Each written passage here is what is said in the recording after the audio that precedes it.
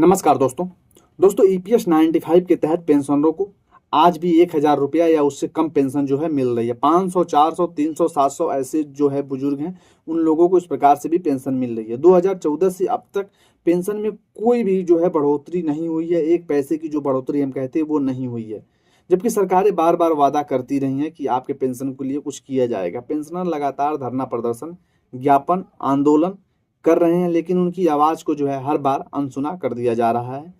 चुनाव के बढ़ते समय पेंशन बढ़ोतरी की सच्चाई क्या थी?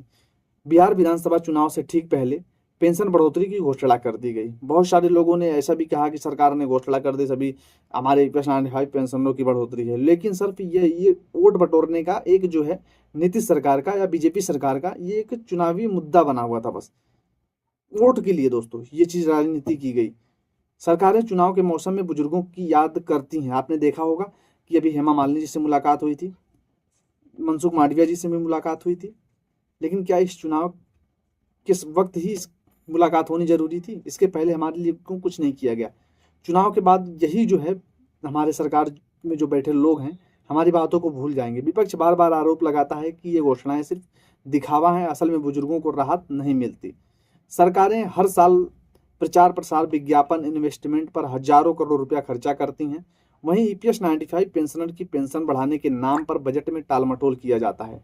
सवाल उठता है कि क्या हमारे टैक्स के पैसे सिर्फ प्रचार के लिए हैं? क्या बुजुर्गों की बुनियादी जरूरतें सरकार की प्राथमिकता नहीं रही हैं? ईपीएफओ और सरकार की जो है निष्क्रियता क्या है? ईपीएफओ ने पेंशन बढ़ाने की मांगों को लेकर कई बार समितियां बनाई, लेकिन हर बार रिपोर्ट जो है वो टाल दिया गया, ठंडे बस्ते में डाल दिया गया। ईपीएस 95 पेंशनरों के लिए कुछ नहीं हुआ। सुप्रीम कोर्ट ने भी ईपीएस 95 पेंशनरों को न्याय के लिए जो है वो जाना पड़ा, लेकिन सरकार और ईपीएफओ ने बार बार कानूनी दांवपेच जो है वो करके मामले को लटका दिया, आगे नहीं बढ़ने दिया। ईपीएफओ के पास हजारों करोड़ रुपए फंड है, फिर भी पेंशनरों को उनका हक नहीं दिया जाता है। कमांडर अशोक रावत जी ने सरकार को 21 जुलाई से लेकर के 31 जुलाई तक का जो है वो लास्ट समय दिया है। इस दौरान ईपीएस 95 पेंशनर की मांगे नहीं मानी गई तो 4 और 5 अगस्त को देशव्यापी आंदोलन किया जाएगा। यह आंदोलन सिर्फ ईपीएस 95 पेंशन का नहीं होगा, बल्कि हर उस बुजुर्ग का होगा जिसे सरकार ने नजरअंदाज किया है। कमांडर अशोक जी ने सभी भाइयों और सभी बहनों से अपील की है कि वे इस आंदोलन में बढ़ चढ़कर हिस्सा लें और सरकारें को जो है बुजुर्गों की ताकत दिखाएं। आंदोलन का आह्वान कर दिया गया है। 4 और 5 अगस्त को देश भर में ईपीएस 95 पेंशनरों को सड़कों पर उतारा जाएगा।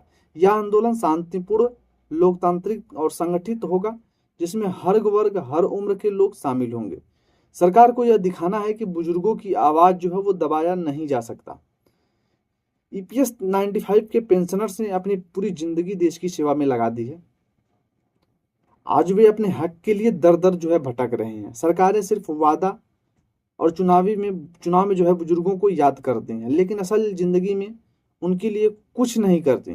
पेंशन बढ़ोतरी सिर्फ एक आर्थिक मुद्दा नहीं है, बल्कि बुजुर्गों के सम्मान और आत्मसम्मान का भी सवाल था। अब यहीं पे देखो कि मुद्दा हमारा था पेंशन बढ़ोतरी, लेकिन सरकार ने किया कि वादे और समितियों का जो है वो हवाला दिया, कोई ठोस फैसला नहीं किया गया। हर बार जो है टाल मटोल कर टाल दिया गया। साथियों, अब ये समय है हम लोगों को एकजुट रहने का। 4 और 5 अगस्त को अपने जिला के राज्यों में बड़ा आंदोलन सफल बनाना है। सोशल मीडिया, प्रेस, जनसभाओं के जरिए सरकार तक अपनी आवाज पहुंचाना है। जब तक ईपीएस के पेंशनर्स और उनका हक नहीं मिल जाता, तब तक जो है ये संघर्ष ईपीएस 95 पेंशनरों का जारी रहेगा और आप लोगों के सपोर्ट से इसको हम आगे बढ़ाएंगे। ईपीएस 95 पेंशनर ने हर बार अपनी लड़ाई अपने खुद के लिए नहीं, हमारे सभी संगठन, सभी साथियों के लिए लड़ी है। तो मैं सबसे यही निवेदन करना चाहूँगा कि इसी क्रम में हम आगे बढ़ेंगे और ये अपने जो है हक के लिए और भी आगे लड़ाइयाँ लड़ेंगे। ईपीएस 95 पेंशनर्स की पेंशन बढ़ाना सिर्फ एक आर्थिक फैसला नहीं था, बल्कि करोड़ों बुजुर्गों के लिए सम्मान, जीवन का सवाल था। सरकार और ईपीएफओ को अब भी बहानेबाजी नहीं चलेगी। अगर 31 जुलाई तक हमारी मांगे नहीं मांगी गई तो हम 4 और 5 अगस्त को देश भर में ऐतिहासिक आंदोलन करेंगे। यह आंदोलन सरकार को याद दिलाएगा कि बुजुर्गों की अनदेखी अब बर्दाश्त नहीं किया जाएगा।